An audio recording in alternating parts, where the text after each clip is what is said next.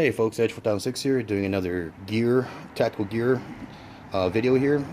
This is something I've been talking about for a while on the chats we've been doing. We've been talking about putting together a first aid kit. This is called an IFAK, individual first aid kit. It's one that a friend of mine from Top Brass Military, my buddy Finn over there, helped me put together.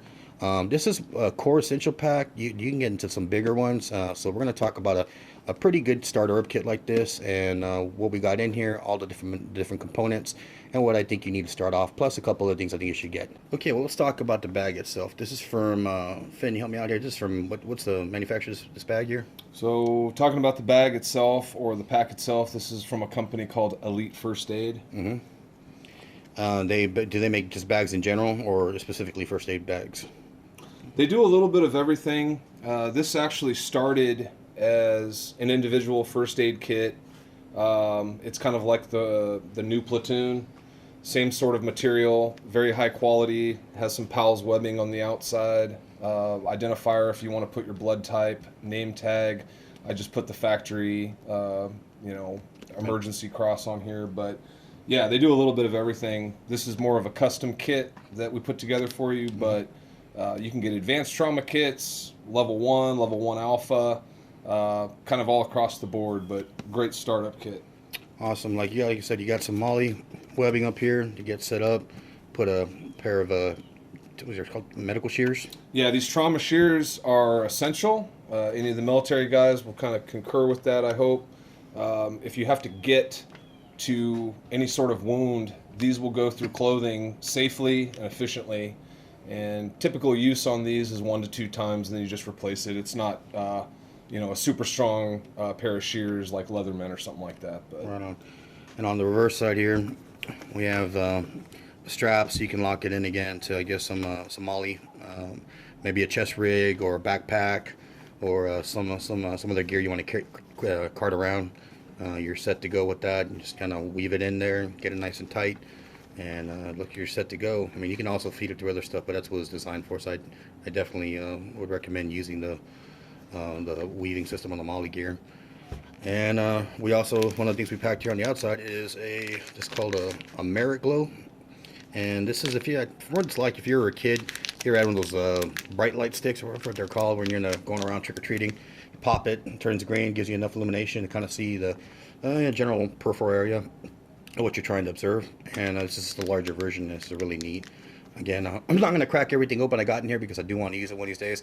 And some of the stuff is a little bit, costs a little money to come out of pocket, but we're going to get into it. Yeah, another interesting thing about, these chem lights, just noteworthy. You'll notice it's rated for 12 hours. I don't know how well you can see that. I've seen these things go for 24 hours. You crack it open, one night, and it's still going strong the next night. So, for $1, I think that's $1 is pretty much all those cost. There's no reason not to have a few of these, not just for medical purposes if you're working in the dark. Just keep a few around, keep them in your everyday carry. I have a ton of these sort of floating around, so they're good to have. Batteries do fail. Once you crack those, you'll have hours of light. Right on.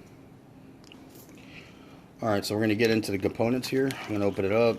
Again, it's typical 2-zipper design with a little elastic cord there to keep everything together, last waistband kind of material. And I'm going to start from the front here. And again, this is stuff, some of this is new to me, so I'm going to have Finn call some of this out. Again, what do we got there?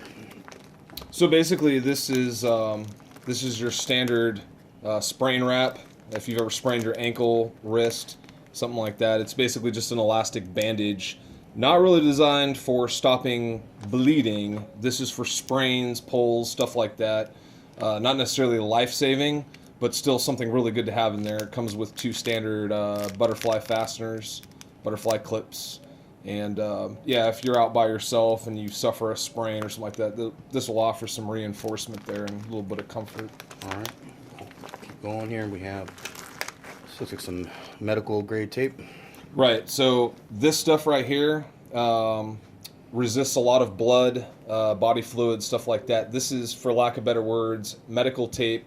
It's the duct tape of your med pack. You can use this for various things, from fastening bandages, reinforcing bandages, just general purpose stuff. I've seen these used on splints and a few other fasteners as well. So just good to have. I mean, this stuff costs about 50 cents a roll, and you'd be crazy not to have it. It comes in handy quite a bit. So. Right on. Let's get that. Go to the left here. This is a tourniquet that you recommended to me from picked up at your store. Can you tell me a little bit about this tourniquet? This is a CAT tourniquet, combat application tourniquet. I keep one of these on every fighting rig I have. I keep a couple of these in my advanced trauma kit. I actually have a SWAT T as well. And I think if we break into mine and do sort of a side-by-side, I'll show you what a SWAT T looks like. But yeah, this is your traditional standard issue, and they're not cheap. They run anywhere from about $30 to $40. We have them right now for $39.99. Well, when you get your guys saying, I'm just going to use some kind of tie-off or something, to get by, you can, but this kind of stuff on your stand, it's going to save your life, so it is worth the investment. It's cry once, buy once, buy once, cry once, whatever, but this is something I definitely recommend you look into. It's recommended by multiple people, not just my buddy here. Yeah, I've actually seen these in the field used and save lives. So as far as the life-saving side of your IFAK, this is mission critical right here. Some would argue a tourniquet is hands down one of the most, if not the most, important piece of kit you can have. Right on, man. All right, and right here it looks like, what are these? These are bandages? Right, so this is what they call an Israeli bandage, without cracking it open and compromising the sterility about it.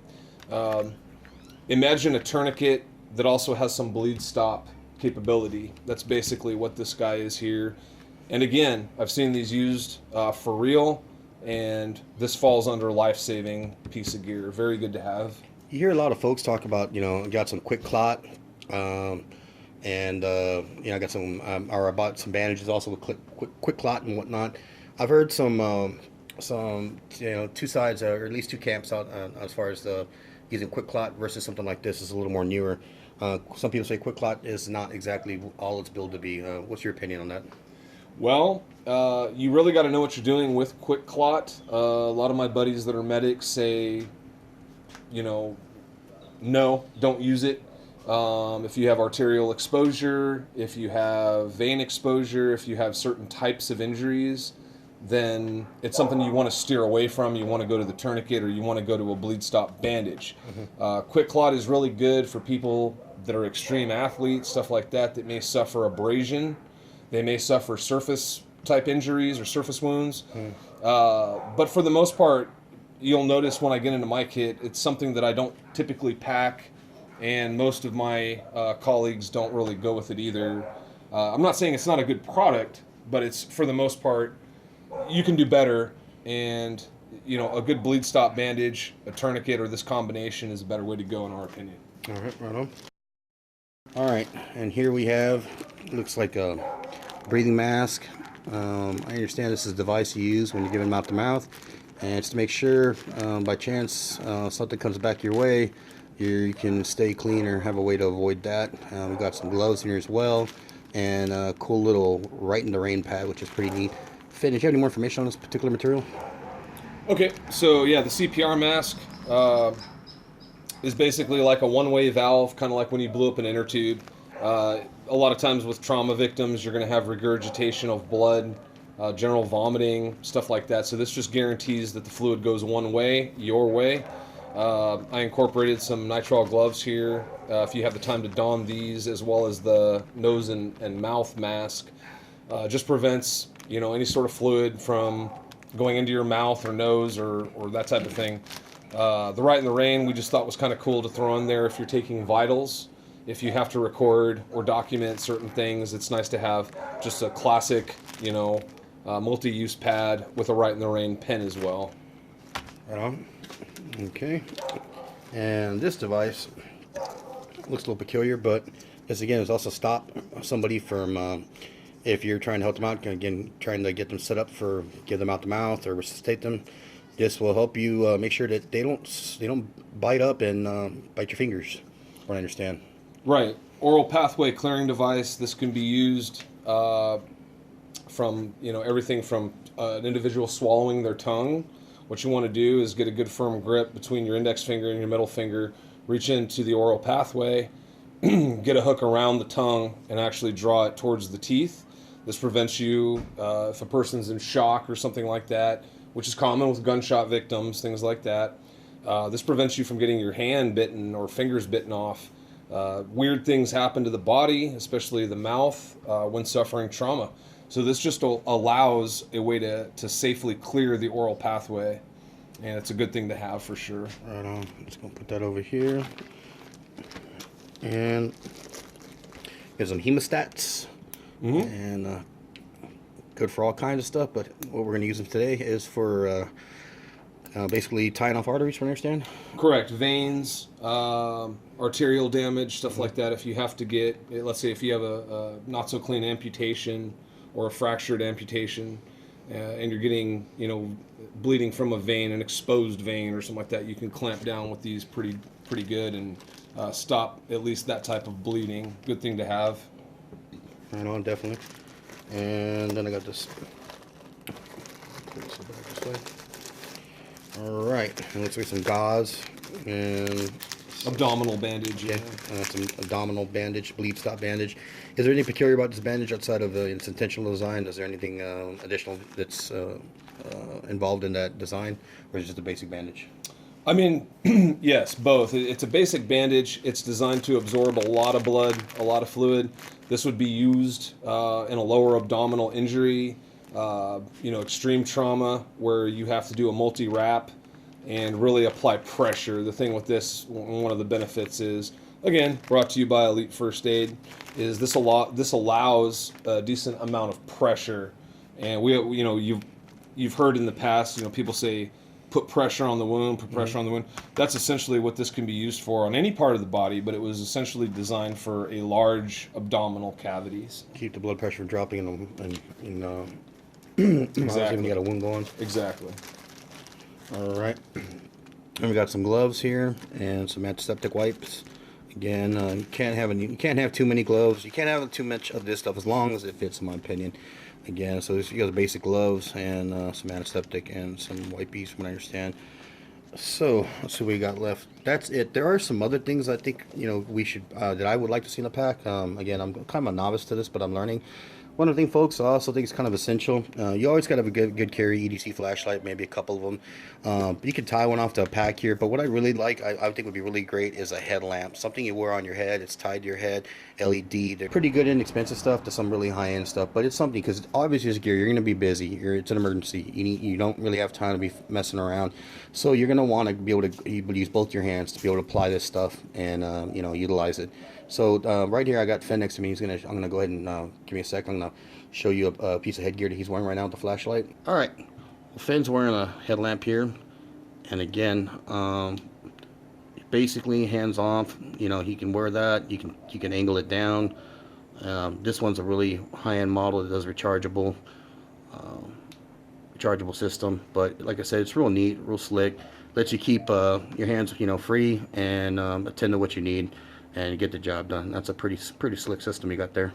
So this is an LED lenser. I think it's the 200 series.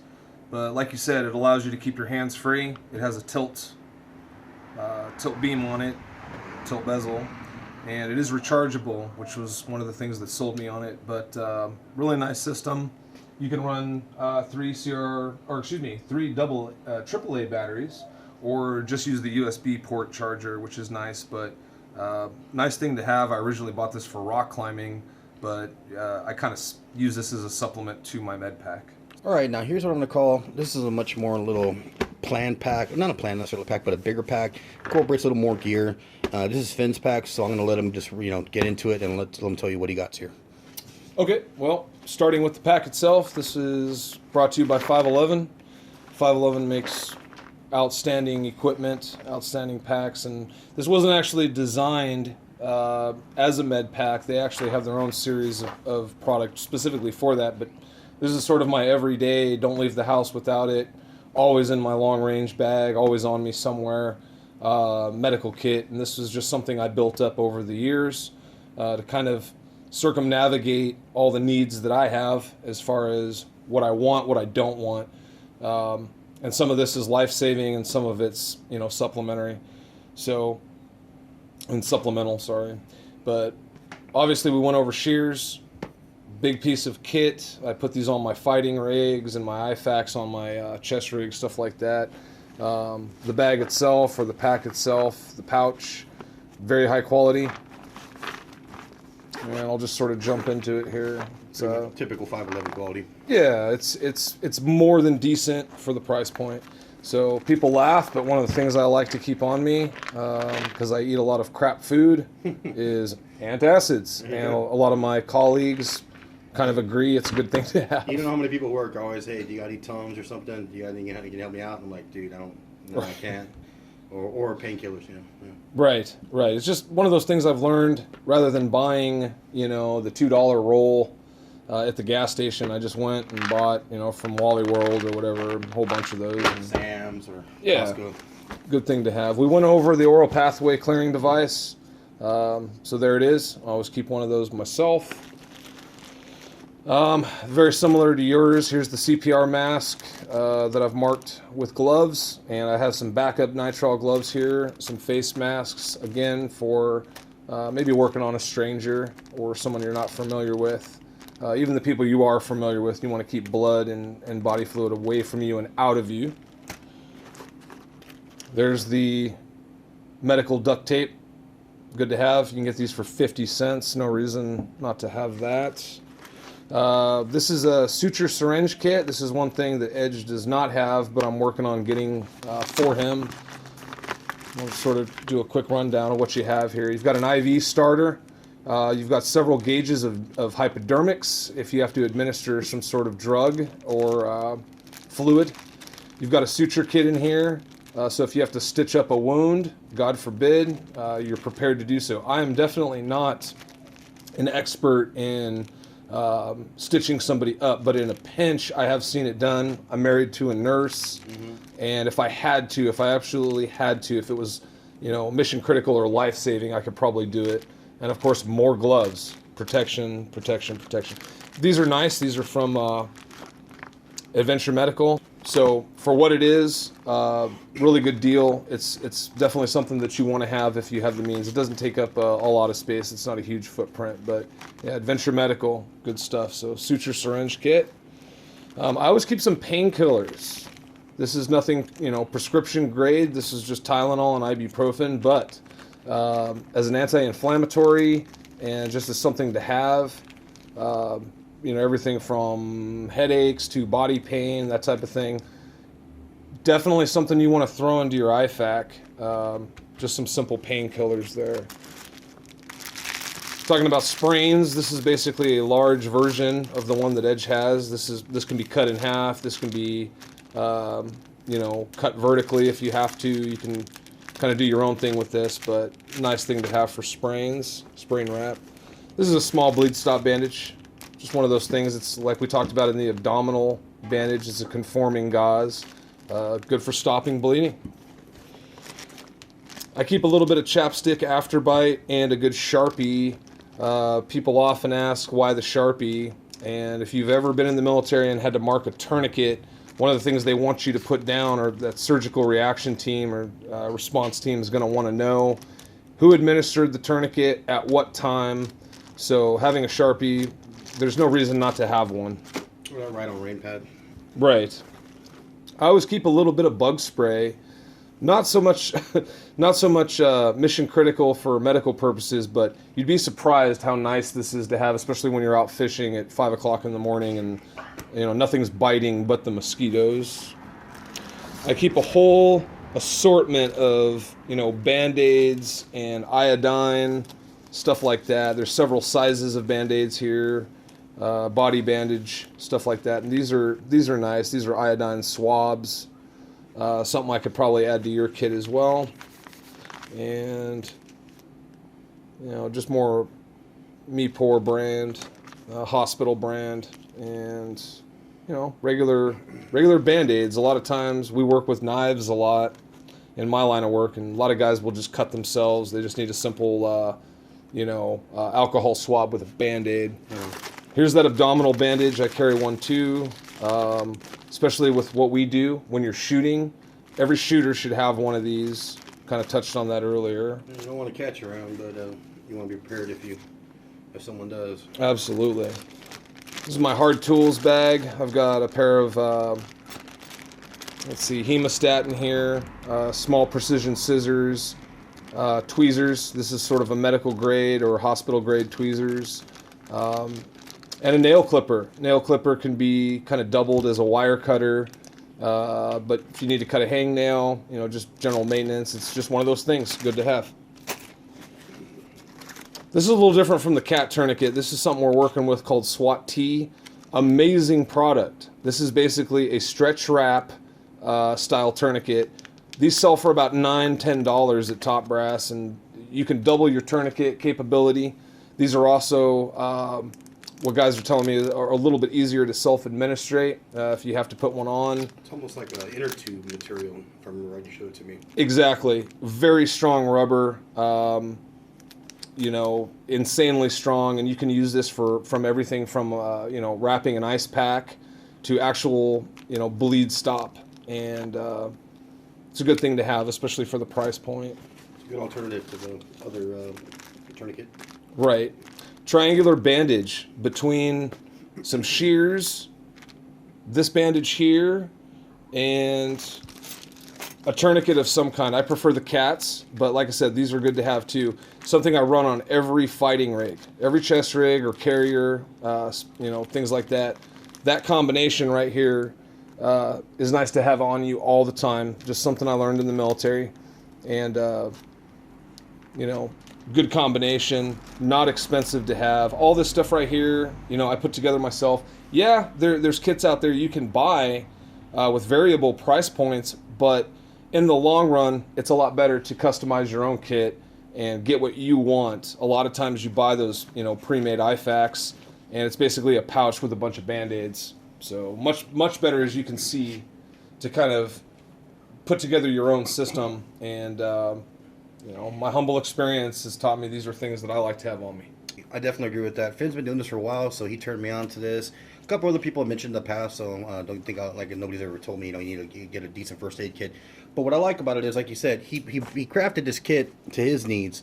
Right now, is what it is. But what's really cool about this isn't just for guns or whatever. This is a first aid kit. It goes in my car. It's in the back of my trunk, and it's there just in case or whatever. But you can customize it. If you have children who have special needs for the blood conditions or something like that, you can carry that gear in there. You more than likely already have something together, but it's an option, and you're customizing it to what what your kids' needs are as well as yours, and the hopefully tactical kind of style, or going out to shooting range, and you got a bag that suits all your needs. So you can customize this again. Me or Finn are not first responders or have a background in that, but Finn does work with a lot of people that are, and over the years he's gained a lot of experience and knowledge from them, and I trust his opinion and value it. So this is the kit I got. Again, roughly, what kind of investment do you think people are looking at, Finn, and something like this? You're looking at probably anywhere from about $50 to $75, $100, depending on what you want to do. Again, I kind of want to, emphasize that there's a lot of pre-built kits. There's some really well thought out kits, but for the most part, what I see from, just my humble experience is people end up essentially building their own, and I think in the long run, that's probably a better way to go. I also want to emphasize that, the reality is, a little reality check here. What we do is sometimes, maybe not even sometimes, maybe that's not the right way to put it, but what we do is dangerous. I don't care how safe you are. I don't care how many times you do press checks, chamber checks, you abide by all the safety rules and firearms. What we do is dangerous. If you think about snake handlers who are very experienced, they understand the dangers, but every once in a while somebody gets bit. Uh-huh.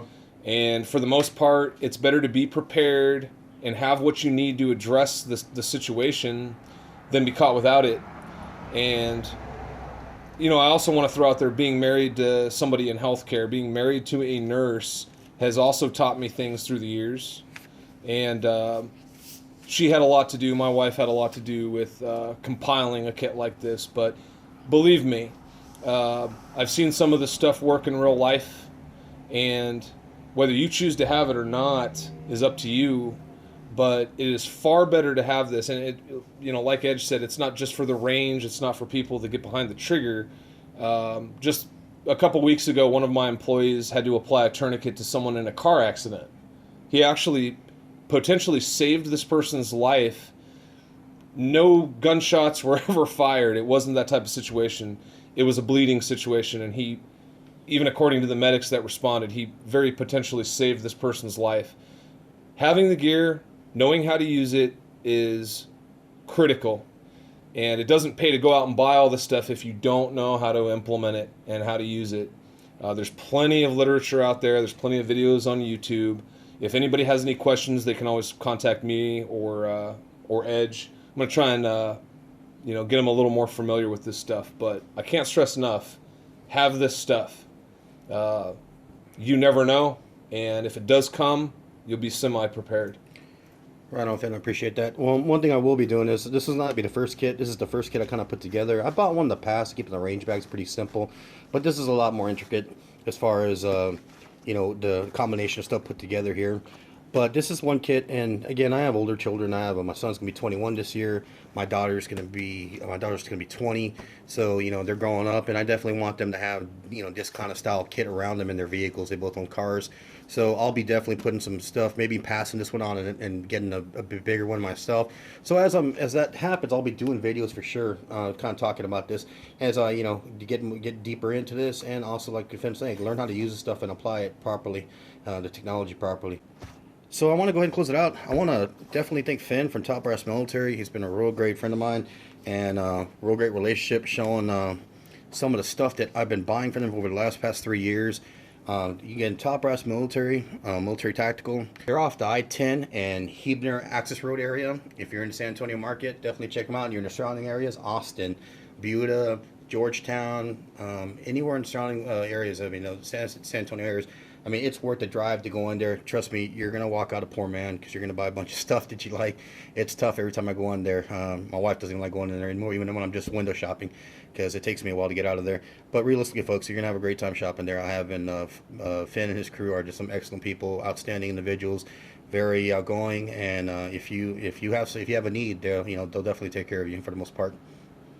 Yeah, I just want to add to that. We've got years and years and years of military and law enforcement experience to cater to your needs. Top Brass has 3 locations, Texas only: Houston, Stafford, San Antonio, which I'm proud to say is where I work. It's the largest and newest location, 30,000 square feet of showroom there. We've also partnered with 511. You can check out 511 Houston now. It officially opened yesterday. And 511 Tactical right here in San Antonio off the Brooks Hollow exit on 281. All right, folks, that being said, again, I'll have more videos coming out. I got stuff I definitely got to get done. The chats are on every Friday night, 10 p.m. Central Standard Time. We do things from gun topics to past Friday was a camping chat. It was pretty cool. So check it out, and also check out gunchannels.com. That being said, Edge 4006, signing out, man. Fight the good fight, and keep your goose tight, brother.